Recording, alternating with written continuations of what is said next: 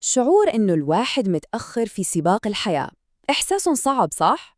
طيب إيش لو كان هذا الشعور مجرد وهم وإنه المشكلة الحقيقية في مكان ثاني تماماً؟ يلا نشوف. وهذه هي الفكرة اللي ممكن تغير كل شيء. اسمعوا كويس. العبارة دي يمكن تكون صادمة شوية في الأول، لكن صدقوني فيها مفتاح عشان نفهم نفسنا صح. طيب خلينا نبدأ نفكك هالشعور. من وين يجي أصلاً؟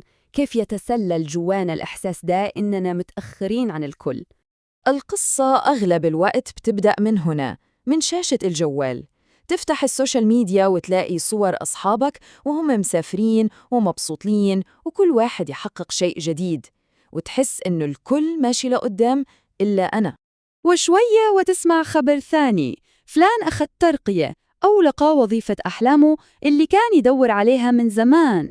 وهكذا الإنجازات ما توقف، شغالة من كل صوب. تحس إن حياة كل اللي حواليك ماشية على المسار الصح.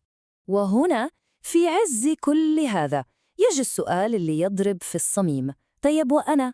والشعور واحد، إني عالق مكاني، كأن العالم كله بيجري ماراثون وأنا لسه عند خط البداية ما تحركت. طيب هذا الإحساس يخلينا نوصل لاستنتاجات، بصراحة استنتاجات مدمرة وغلط تماماً. تعالوا نشوف إيش القصة اللي نحكيها لنفسنا في هالموقف. يبدأ الصوت اللي جوا راسنا يشتغل، الصوت السلبي: أنا متأخر، أنا ضيعت وقت كتير، خلص راح علي القطار. نجلد نفسنا على وقت نعتقد أنه ضاع، ونقنع حالنا أنه الفرصة راحت وما بترجع. وهنا بالضبط تكمن الغلطة الكبيرة. نعتقد أنه المشكلة في التوقيت، أنه الوقت فات، لكن الحقيقة المشكلة أصلاً مو في الوقت، المشكلة في الاتجاه. القصة مو قصة تأخير، القصة قصة ضياع.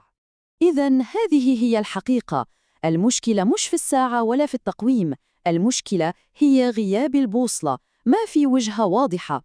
طيب خلينا ندخل في تفاصيل أكثر، يعني إيش بالضبط نكون تايهين؟